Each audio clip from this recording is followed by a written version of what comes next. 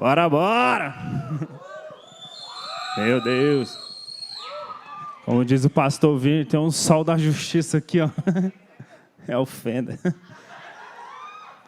Esses caras são resenha demais, viu? Boa noite. Temos o acampamento aí. Tem alguém empolgado aí para o acampamento? Meu Deus! Eu fiquei muito tentado hoje a falar sobre a Páscoa, a falar sobre a ressurreição de Jesus, a falar que Ele vive, que Ele reina, porque hoje é uma data muito propícia para isso, né? Hoje é o sábado do silêncio. Hoje, talvez, aquelas pessoas ali estavam sem esperança. Momento de silêncio. O Messias, o enviado, morreu e não está mais entre nós. Então, fiquei muito tentado a falar sobre isso, mas o Espírito Santo foi me levando para um outro lugar, para falar sobre um coração quebrantado. E eu creio muito que Deus quer falar conosco hoje aqui. Ele quer falar comigo primeiro. Eu estou queimando com o que Ele tem falado comigo em cima disso. E eu quero compartilhar com você. Então, abre a sua Bíblia aí em Salmos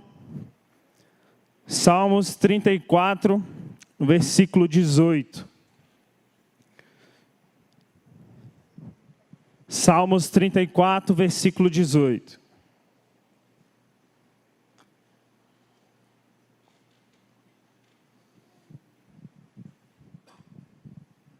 A palavra de Deus diz assim: perto está o Senhor dos que têm um coração quebrantado.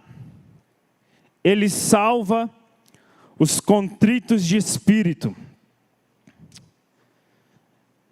E a pergunta que eu quero começar te fazendo aqui agora é: você tem um coração quebrantado?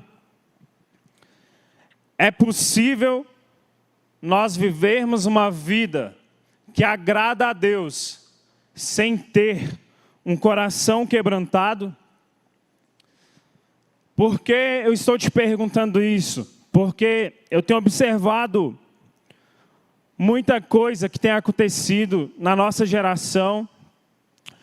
E analisando o contexto da nossa geração, eu sinto a importância de falar algo tão essencial e tão importante para os nossos dias.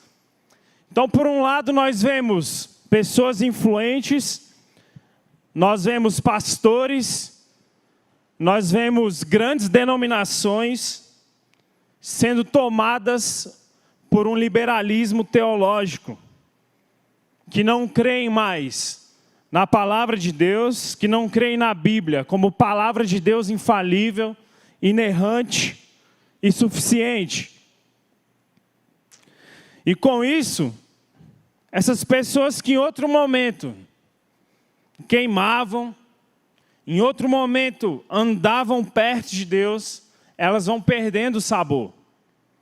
Vão perdendo seus membros em suas igrejas. Por quê? Porque a mensagem não é mais transformadora.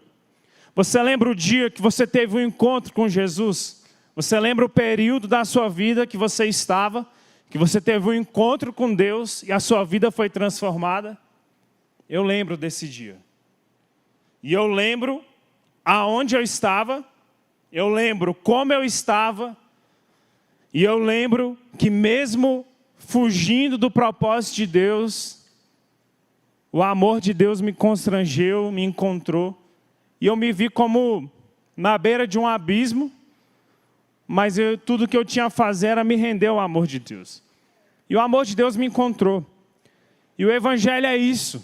A melhor notícia que o mundo já ouviu partiu de um túmulo vazio. Ele ressuscitou. Isso é Páscoa. E Ele ressuscitou para resgatar o relacionamento com a gente. Então, por um lado, a gente vê o liberalismo teológico, pessoas dizendo que, ok, tudo pode e não tem problema nenhum. É a tal da hipergraça, né? Por outro lado, nós vemos uma explosão de crescimento e, às vezes, para se conquistar maiores números, para alcançar aqueles objetivos mais internos, muda-se a mensagem do Evangelho, tira o arrependimento, tira o preço de seguir Jesus, tira a conversão, confundindo um grande ajuntamento com quebrantamento. E por outro lado, ainda nós vemos pregações bíblicas, mensagens teologicamente corretas, pessoas cheias de conhecimento, mas vazias de fogo no coração. Muita luz, mas pouco fervor. É aquele cabeça de balão, né? Grande, enorme, mas vazio por dentro. Coração frio. Um cristianismo apenas de cabeça, mas sem fervor. É quando o discurso não acompanha a prática. E nós precisamos saber a quem nós estamos servindo. A quem você está servindo? Qual a aprovação que você espera? Um dia no final do culto aqui, o pastor Vini disse: nós queremos o aplauso de uma só pessoa. Nós queremos a aprovação da plateia de um homem só. E é Jesus. Então, quem teme a Deus, quem sabe que está servindo a Deus, não teme a crítica dos homens. E é Paulo que diz: se eu procurasse agradar os homens, não poderia então ser servo de Cristo. Paulo sabia a quem ele servia. Paulo sabia de quem ele queria ter a aprovação. Então, eu cresci ouvindo meu pai dizer uma frase que talvez você tenha ouvido também, não sei se do seu pai, mas meu pai dizia: o inteligente aprende com seus erros, mas o sábio aprende com os erros dos outros. E eu quero te convidar aqui nesse primeiro ponto da mensagem a aprender com o erro de alguém. E quero te convidar a não cometer, a não repetir o mesmo erro que o diabo cometeu. Agostinho diz que o orgulho é a fonte de todas as fraquezas, porque é a fonte de todos os vícios. O orgulho foi a razão da queda do diabo. E o trabalho dele é fazer de tudo para que você caia nesse mesmo erro. Olha o que Paulo diz a Timóteo, em 1 Timóteo 3, versos 6 e 7. Não seja neófito, para não suceder que se orgulhe e incorra na condenação do diabo. Pelo contrário, é necessário que ele tenha bom testemunho dos de fora, a fim de não cair no opróbrio e no laço do diabo. Então, quando você é orgulhoso, quando você tem um orgulho enraizado dentro de você, sabe o que você está plantando? A condenação que o diabo teve, a queda, o afastamento de Deus. Então, se por um lado, o Senhor está perto dos quebrantados de coração, talvez eu possa te afirmar que o orgulho te afasta de Deus. Deus não se afasta de você, mas o orgulho faz com que você se afaste de Deus. O salário do pecado é a morte. O salário do orgulho é o afastamento de Deus. Provérbios diz que o orgulho, a soberba, precede a queda. Então, quando nós vemos na Bíblia que aquele que a si mesmo se exalta será humilhado, e aquele que se humilha será exaltado, pode parecer que Deus é do contra, que se você quer uma coisa, Ele quer outra. Parece que Deus quer o oposto do que a gente quer. Mas a Bíblia está falando que quem deseja ser exaltado, acaba sendo humilhado. Mas quem se humilha, por isso é exaltado. Quem não busca exaltação, são as pessoas que Deus exalta. Quem não precisa de algo, está pronto para ter isso. Se você quer muito esse relacionamento, talvez Deus não vai permitir, sabe? Porque você não está pronto. Então, quando você não quer algo, talvez é o melhor momento para você ter isso. Quando você não quer plataforma, quando você não quer aparecer, talvez por isso você está pronto para estar nesse lugar. E não tem como falar disso e eu não me lembrar de Saul e Davi. Saul valorizou mais a reputação diante das pessoas do que diante de Deus. Depois de pecar, a única coisa que Saul parece se importar é com a sua reputação diante dos homens. Mas Davi, mesmo depois de pecar, ele não estava preocupado com a sua reputação diante das pessoas. E a preocupação de Davi, quando nós lemos, era a preocupação dele de estar ferindo o coração de Deus. Olha o que diz o Salmo 51, quando ele escreve após ter pecado. Não me retires da tua presença, nem me retires o teu Santo Espírito. Davi está preocupado em como seu pecado afetou a sua relação com Deus. E após ter ferido o coração de Deus, ele é rasgado. E ele fala, pequei contra ti, e contra ti somente pequei. E fiz o que é mal aos teus olhos. E é impressionante como a Bíblia chama Davi de um homem segundo o coração de Deus. Isso não te choca? Davi pega a mulher de outro homem e por ter pecado na sua sexualidade, porque o pecado sexual ele deforma o seu caráter. Nós estávamos falando isso hoje no discipulado. O pecado sexual, ele muda você. Ele muda a sua personalidade. Ele transforma o seu caráter. Então Davi é um rei, um homem segundo o coração de Deus. É assim que Deus vê Davi. Mas ele pega a mulher de outro homem e ele muda. Porque o pecado sexual muda você. O pecado sexual muda a gente. O Cote vai falar que a carne é um Deus insaciável. O Cote vai falar que o pecado sexual, a promiscuidade, ela torna o caráter pastoso, que se conforma com qualquer lugar, se amolda.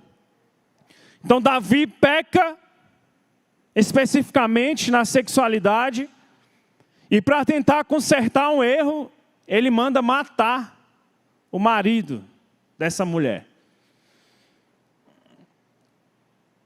E como a Bíblia fala que Davi é um homem segundo o coração de Deus. Davi não é chamado um homem segundo o coração de Deus porque ele nunca pecou. Mas Davi é chamado um homem segundo o coração de Deus porque quando ele peca, ele se quebranta, ele se arrepende, verdadeiramente. O livro Caçadores de Deus fala dessa jornada de caçar Deus, de procurar Deus. E Davi é esse homem que procura Deus. E há um desejo no coração de Deus de ser encontrado. Deus é atraído por aqueles que estão à sua procura. E Davi é um homem que está à procura de Deus. Você sabia que Davi é o segundo homem mais citado na Bíblia? O primeiro é Jesus. E muito provavelmente nós cancelaríamos Davi hoje, sim ou sim? Pense em um líder, pense em uma autoridade, pense em alguém que você estima, tem apreço e respeita demais. Agora imagine essa pessoa pegando a mulher de outro homem e depois mandando matar o marido dela, nós cancelaremos Davi sim ou sim? Sabe qual é o ponto aqui da vida de Davi? É que Davi é um homem quebrantado. Que apesar de Davi cometer erros, ele não se esconde. Pelo contrário, ele se abre. Ele sabe para onde ele tem que ir. Leia o Salmo 51 e você vai ver o coração de Davi após ter pecado. Cria em mim, ó Deus, um coração puro, renova em mim um espírito reto. Não retires de mim o teu Santo Espírito. Lava-me completamente de toda a minha iniquidade. Eu só pequei contra ti. O que Davi está dizendo é, eu mereço a correção. E eu não estou nem aí para o que as pessoas vão achar, vão pensar, eu já errei. Eu só quero estar bem na fita com você. É isso que Davi está dizendo. Davi é um homem que, apesar dos erros que ele cometeu, ele deseja Deus mais do que qualquer coisa. Davi é um homem quebrantado, que tem fome e sede. Veja as suas composições, porque salmos são canções, são cânticos, né? Como a corça suspira pelas correntes das águas, assim suspira minha alma por ti. Quando ele está no deserto, quando ninguém está vendo Davi, ele está cantando, porque grande é o Senhor e digno de louvor. Na cidade do nosso Deus, teu santo monte. E a palavra digno ali no original é apropriado, um dos significados. Porque grande é o Senhor e apropriado de receber louvor. Então você percebe o desprendimento de Davi com a sua reputação diante das pessoas, até no episódio ali, no desentendimento que ele tem com Mical, quando eles voltavam para casa, trazendo a arca que estava em Jerusalém. E Mical desprezou a atitude de Davi, criticando ele, acusando ele de ele se expor demais diante das pessoas. Mas Davi não se importava com o que as pessoas pensariam dele como um rei. Porque ele sabia que o verdadeiro rei não era ele. Era aquele por quem ele estava trazendo a arca. Então o orgulho muitas vezes se camufla de uma reputação diante das pessoas. A quem você está servindo?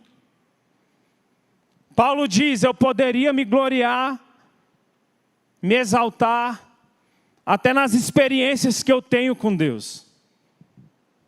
Mas Paulo não faz isso. Nós precisamos escolher diante de quem nós queremos ter reputação. Você lembra de Estevão? Um homem incrível, tanto na pregação do Evangelho, como ele se movia nos dons do Espírito. É a junção perfeita. Alguém que prega o Evangelho, se move nos dons. E mesmo ele sendo alguém tão aprovado por Deus, Estevão se torna o primeiro mártir. Alguém que morre por Jesus. E sabe o que eu vejo com isso? Olha o que diz em Atos 7:54. Ouvindo eles isto, enfureciam-se no seu coração e rilhavam os dentes contra ele. Estevão não priorizava a aprovação humana. Pelo contrário, ele sabia quem ele queria agradar. E olha o que segue no versículo 55. Mas Estevão, cheio do Espírito Santo, fitou os olhos no céu e viu a glória de Deus e Jesus que estava à sua direita. E disse, eis que vejo os céus abertos e o Filho do Homem em pé à destra de Deus. Em toda a Bíblia você vê relatos de reis assentados em tronos. Você vê relatos de Jesus assentado à destra de Deus. Mas na visão de Estevão, Jesus estava de pé. E isso contraria o padrão da Bíblia. E sabe o que eu consigo interpretar com isso? Que talvez Cristo esteja de pé porque Ele esteja mandando uma mensagem para Estevão. Estevão, alguém como você, eu recebo de pé. Eu levanto do meu trono para receber pessoas que estão se importando com a sua reputação diante de mim. No fim da vida, sabe qual é a única coisa que importa? A quem nós damos honra. No fim da vida, sabe o que conta? Qual o legado que você deixa para os seus filhos, para as próximas gerações, para aquilo que as pessoas vão lembrar de você. E vão dar continuidade àquilo que você está fazendo. A quem você está servindo? Quem é o seu Senhor? A quem você quer ter boa reputação? Então, dito isso, se livre do orgulho. Não cometa o mesmo erro, não repete o mesmo erro que o diabo cometeu. E vendo esse contexto da nossa geração, de liberalismo, de ajuntamento sendo confundido com quebrantamento, com mensagens teologicamente redondinhas, mas sem fervor. É urgente o que Joel disse no capítulo 2, e no versículo 12 e 13.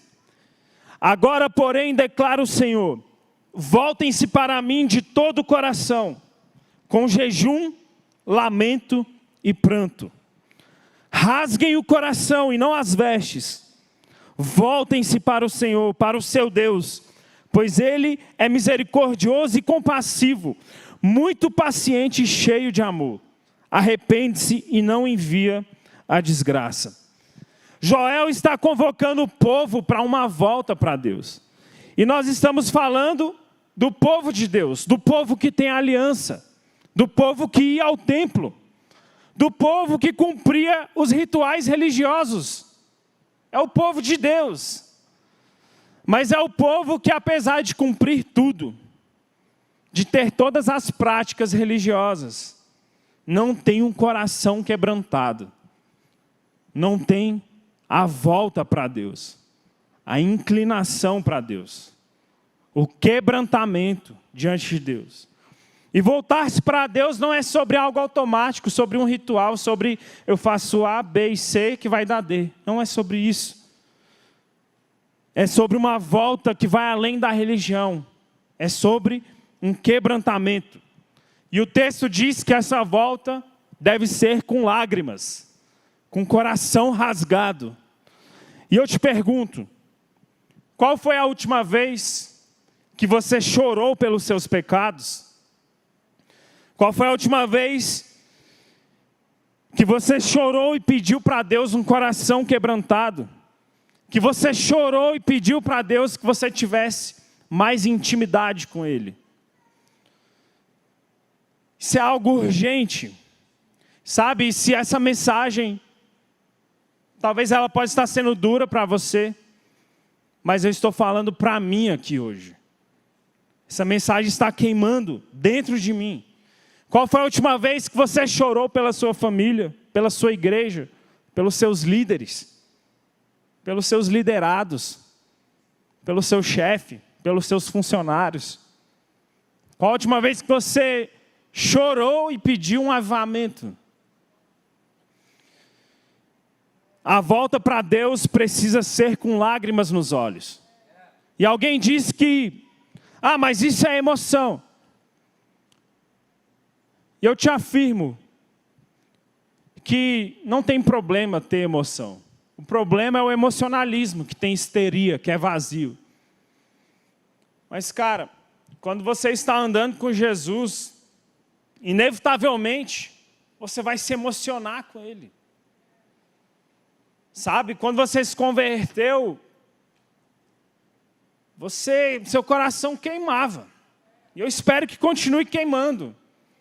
Eu espero que meu coração continue queimando.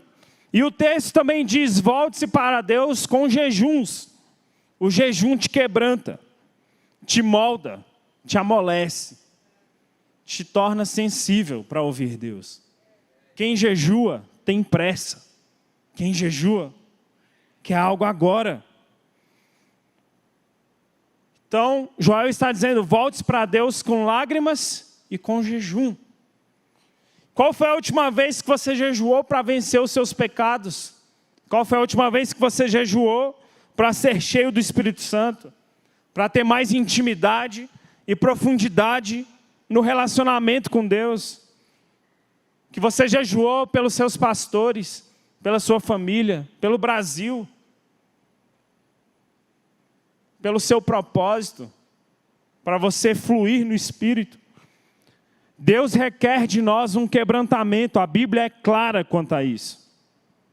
Salmo 51, 16 e 17. Não te deleitas em sacrifícios, nem te agradas em holocaustos, senão eu os traria. Os sacrifícios que agradam a Deus são um espírito quebrantado, um coração quebrantado e contrito. Não desprezarás, ó Deus. E sabe o que acontece depois de um quebrantamento? O texto de Joel não acaba ali. Lá no verso 28, e depois disso, derramarei do meu espírito sobre toda a carne. Os seus filhos e as suas filhas profetizarão, os velhos terão sonhos, os jovens terão visões, até os servos e as servas derramarei do meu espírito. Avivamento passa por um quebrantamento. Deus quer derramar o seu espírito sobre o seu povo. Deus quer um lugar para habitar. E eu te pergunto, você quer ser esse lugar? Você deseja ser avivado por Deus? Você deseja lágrimas nos olhos outra vez? Você deseja um coração quente? Então nós precisamos de uma volta para Deus. Nós precisamos ser cheios do Espírito Santo, de um verdadeiro quebrantamento diante dele. E dito isso, eu quero falar sobre esse lugar, o lugar da habitação, um lugar para Deus habitar. E olha o que diz Isaías 57:15. Porque assim diz o alto e o sublime, que habita na eternidade, e cujo nome é santo. Num alto e santo lugar habito, e também com o contrito e o quebrantado de espírito. Isso é chocante, pensar que Deus habita nos mais altos céus, que Deus criou tudo, o Senhor do universo, o Rei das nações. Ele diz, eu habito num alto e sublime lugar, mas também habito com o contrito, com aquele que tem um coração quebrantado. E eu lembrei do batismo de Jesus, e o batismo de Jesus tem tanto para nos ensinar. João está pregando e falando para as pessoas daquele que virá depois dele, que ele não é digno de desatar as sandálias. Ele anuncia o batismo da água para o arrependimento. E ele diz, mas virá aquele que vos batizará com o Espírito Santo e com fogo. E João está falando isso, e ele olha para Jesus e diz, é ele, vejam, eis o Cordeiro que tira o pecado do mundo. O Cordeiro de Deus, aquele que é perfeito, aquele que nunca teve pecado, chega para João e diz, me batiza, eu quero ser batizado por você. Ora, mas é um batismo de arrependimento. E Jesus diz, o Cordeiro perfeito, me batiza. Você me batiza, João. Se coloque no lugar de João. João precisava do batismo do Espírito Santo e com fogo. Só que ele ainda não poderia ter isso. Por quê? Porque só na morte e ressurreição de Jesus que o Espírito seria derramado. Mas ele vê Jesus pedindo para ser batizado. Isso mostra que Jesus é o nosso grande intercessor. Ele se coloca no nosso lugar, se arrependendo pelos nossos pecados e intercedendo ao nosso favor. João sabia que ele não era qualificado para batizar o Filho de Deus. Mas sabe o que eu aprendo com isso? Às vezes, quando você está disposto a fazer o que não é qualificado para fazer, é isso que te qualifica. Sabe, quando você pensa, eu não tenho como realizar isso. Talvez este seja o ponto que te qualifica para você fazer. Reconhecer o seu lugar. Reconhecer a sua insignificância. Olha o que diz Marcos 1, 9 e 10. Naquela ocasião veio Jesus de Nazaré da Galileia e foi batizado por João no Jordão. Assim que saiu da água, Jesus viu o céu se abrindo e o Espírito descendo como pomba sobre ele. E o Evangelho de João, ele fala desse texto e adiciona uma palavra que diz, e permaneceu. Jesus viveu uma vida tão santa, que aquela pomba representando o Espírito Santo, nunca foi embora. Ela permaneceu. E o Bill Johnson diz, se existe uma pomba sobre o meu ombro, e eu desejo que ela não vá embora, como é que eu vou conseguir andar? Cada passo que eu der, cada movimento que eu fizer, será para preservar aquilo que eu mais valorizo. E o Evangelho de Lucas vai enfatizar que depois do batismo, Jesus vai para o deserto, ele é tentado. E depois disso ele se move no Espírito, no poder de Deus, em poder do Espírito Santo. E o ponto que eu quero enfatizar é o seguinte, Jesus é o nosso padrão. Ele se fez o nosso intercessor, sendo perfeito, desceu as águas do batismo de arrependimento, fazendo com que o Espírito Santo permanecesse nele. Então, se nós queremos um lugar para Deus habitar, cada movimento que nós fazemos deve ser considerando a presença. E o quebrantamento, ele te conduz ao arrependimento. O arrependimento te leva à santidade, que te leva à intimidade com Deus. E na intimidade com Deus, você enxerga as suas falhas. E é aí que nós somos libertos de uma vez por todas. O verdadeiro quebrantamento, ele rasga o céu sobre a sua vida.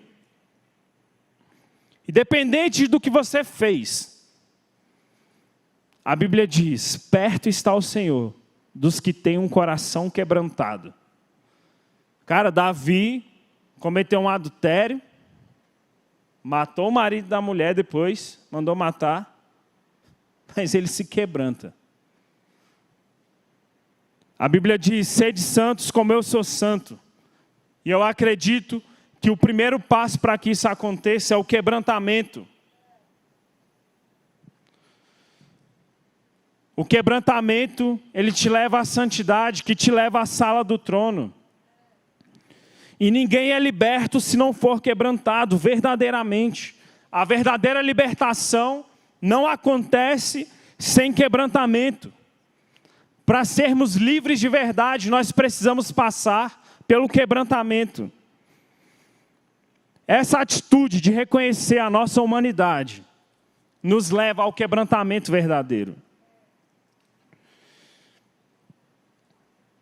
E eu quero compartilhar aqui com vocês um pouco do que acontece comigo. Desde pequeno, desde criança, eu sempre fui muito espoleta, né? Minha mãe tinha uma música que ela me mostrou uma vez, que ela falou, essa música é a sua cara. Que a música falava assim, temente teimoso, tipo assim, veemente teimoso, era uma coisa assim. No meu primeiro dia de aula, eu briguei com outro moleque no intervalo. Tipo, na minha adolescência, todos os dias, eu brigava. Todos os dias. Então, desde sempre, eu tive um problema com ira, com domínio próprio. E eu confesso para você que ainda hoje, agora, se eu descuidar, isso cresce dentro de mim. Eu sou a pessoa que, se alguém brigar comigo no trânsito, falar qualquer coisa, já ferve. Estava no imersão aqui, e a gente virando todas as madrugadas, e o Fenda ia cantar de 6 às 8,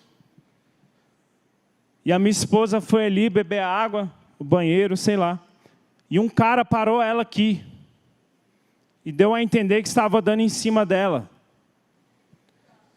E,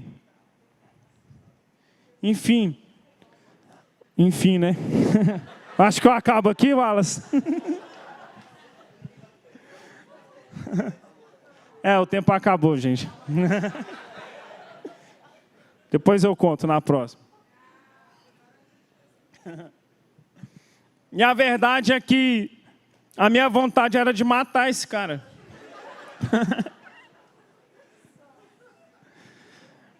E eu estou compartilhando aqui com você, porque isso pode até parecer engraçado, e talvez seja. Mas nós só conseguimos dar os frutos do Espírito se nós formos quebrantados. Você precisa se quebrantar. Sabe como você vence o pecado? Se quebrantando. Escolhendo se dobrar. Escolhendo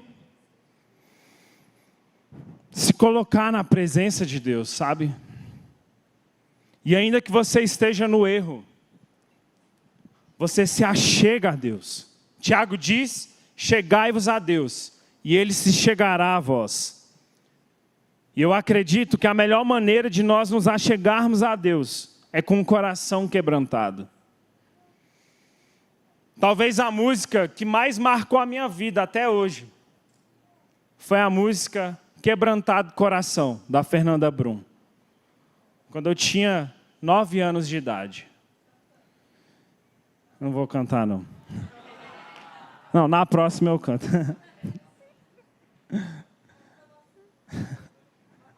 Coloca no YouTube. Nós precisamos de um coração quebrantado. E eu te pergunto novamente, é possível você viver uma vida que agrada a Deus sem quebrantamento? É possível Deus encontrar em você um lugar para habitar sem você ser quebrantado? É possível o Espírito Santo fluir através da sua vida sem você ser quebrantado? É possível você ser um homem de Deus, alguém que Deus pode contar, se você não for quebrantado? É possível o Espírito Santo fluir através da minha vida, se eu não tiver domínio próprio, se eu for irado, se eu não controlar os meus instintos, se eu não tiver domínio sobre a minha sexualidade, sobre a minha língua, sobre aquilo que eu falo? É possível dar os frutos do Espírito se eu não for quebrantado? São perguntas que nós devemos nos fazer. Então, a mensagem que eu tenho para trazer para cada um de nós aqui, primeiro para mim, é simples. Se quebrante diante da presença de Deus e se torne esse lugar onde Ele possa habitar.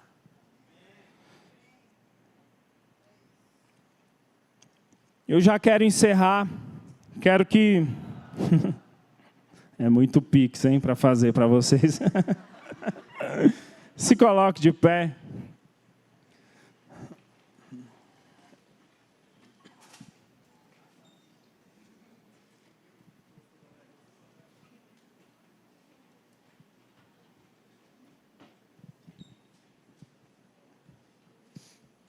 A Bíblia diz lá em Mateus 27, que quando Jesus morreu,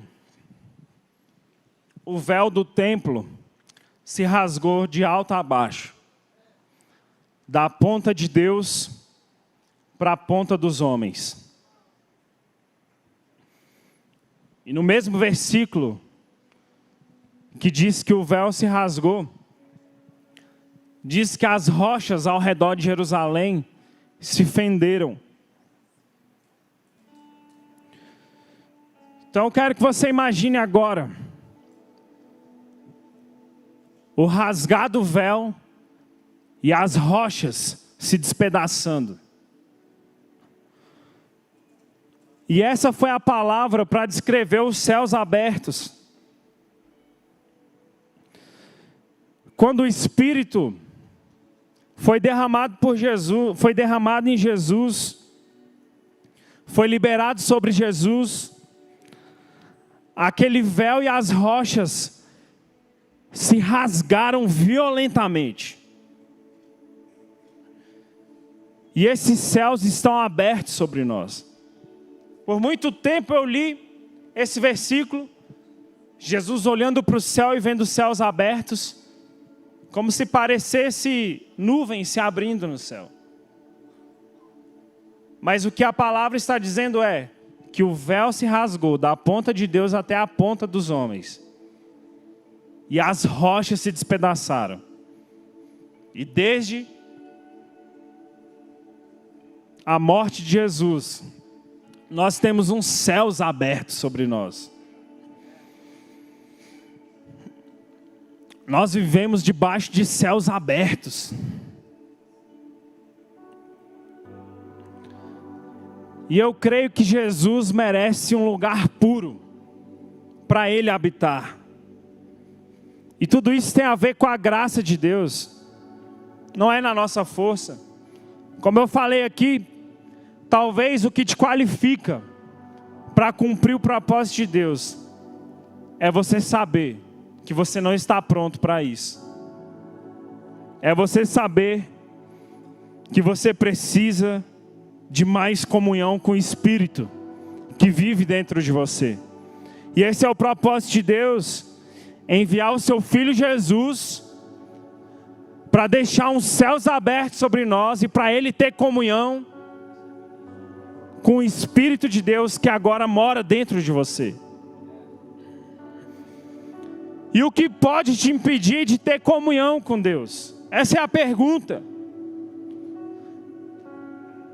Deus resiste os soberbos, os orgulhosos.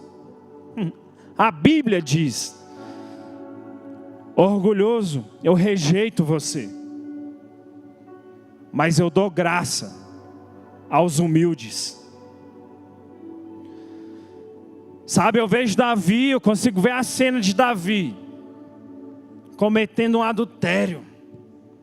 O cara é rei, é um líder. É alguém que não cai sozinho. Outros caem junto com ele. A responsabilidade é maior. E ele tentando consertar, manda matar o marido de Batseba. E eu consigo imaginar Deus assim no seu trono, com o coração ferido com Davi, entristecido por Davi. Mas eu consigo imaginar também Davi se quebrantando e Davi se arrependendo. E é como se Deus falasse assim: calma, calma, alguém está mexendo comigo agora. Davi está se arrependendo. Davi está quebrantado. Não consigo resistir, Davi. Não tem como eu abandonar Davi. Na verdade, eu nunca deixei Davi. Eu nunca deixei alguém que errou. Mas um coração quebrantado faz eu estar perto de Davi. Perto está o Senhor dos que têm um coração quebrantado, dos que têm um espírito contrito. Meu Deus. Hebreus vai dizer: cheguemos, pois, confiadamente ao trono da graça, a fim de receber graça e misericórdia e socorro em tempo oportuno. Nós só encontramos completa realização em Jesus. Nós só encontramos completa realização perto de Deus. É para esse lugar que nós nascemos. Nós nascemos para ser um lugar onde Deus possa habitar.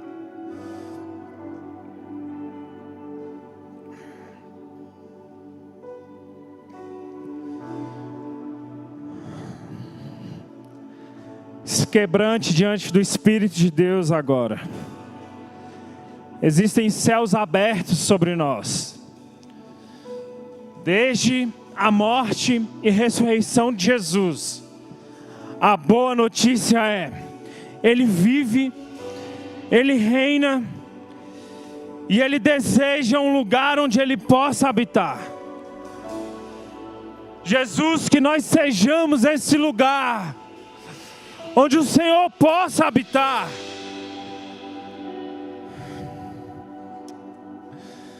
Meu Deus, nunca nos deixe perder um coração puro. Que nunca falte lágrimas nos nossos olhos. Que nós nunca deixemos de nos emocionar com você, Jesus. Que talvez hoje o Senhor nos conduza para um lugar de oração, para um lugar de quebrantamento diante da sua presença.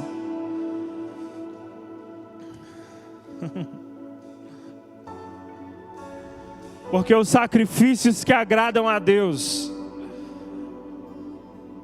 não são holocaustos, não são coisas que nós podemos dar para Ele,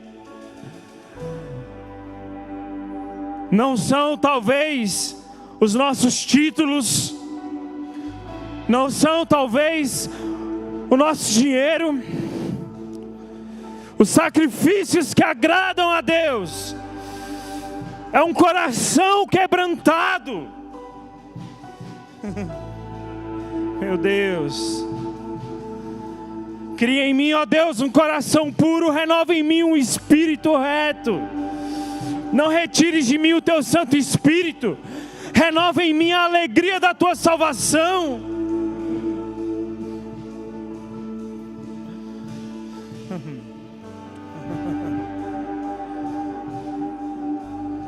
Vamos lá, levante suas mãos hoje e diga que o Cordeiro receba a recompensa do seu sofrimento. Que o Cordeiro que foi imolado no meu lugar receba a recompensa do seu sacrifício. Eu prefiro estar um dia à porta da tua casa do que 1000 dias nas tendas da perversidade.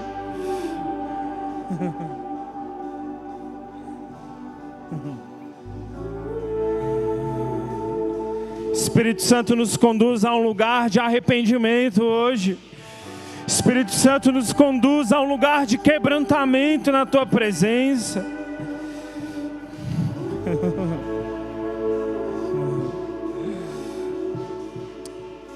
Deus, nos dê coragem e ousadia para que nós tenhamos boa reputação diante de você. Essa não é uma hora de você ter performance. Essa não é uma hora de você parecer alguém que ama a Deus. Essa não é uma hora de você parecer alguém que está no centro da vontade de Deus. Mas essa é uma hora de você estar no centro da vontade de Deus mesmo. De você adorar a Deus mesmo. Jesus, nós não queremos parecer pessoas que te amam. Nós queremos te amar mesmo. Jesus, nós não queremos parecer pessoas que te adoram. Nós queremos te adorar mesmo. Nós não queremos parecer pessoas que carregam a tua presença, mas nós queremos carregar mesmo. Jesus, nós não queremos nos importar com o que Mical vai pensar de nós. Nós só queremos a tua presença. e liberar essa presença através de nós? Será que Deus pode encontrar em você um lugar onde Ele possa habitar?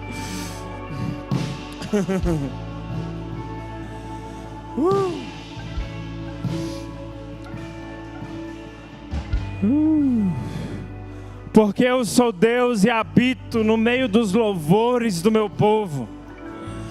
Isso é bíblico. Deus habita na adoração do seu povo. Por isso hoje, levante suas mãos e adore a Deus em espírito e em verdade. Os olhos de Deus estão passando sobre nós aqui agora, procurando verdadeiros adoradores, que adoram em espírito e em verdade, que adoram com nada escondido. Levante suas mãos e adore a Deus.